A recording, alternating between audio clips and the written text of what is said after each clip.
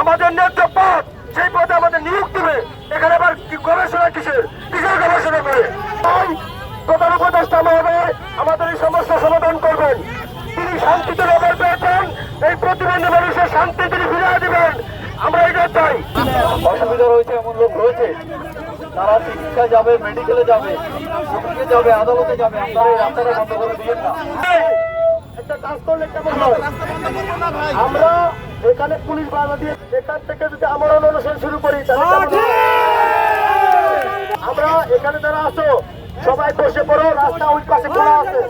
আমরা যানজটে করবো না, এই পর্যন্ত থাকবে। পুলিশের ব্যারিকেড বরাবর সবাই বসে যাও।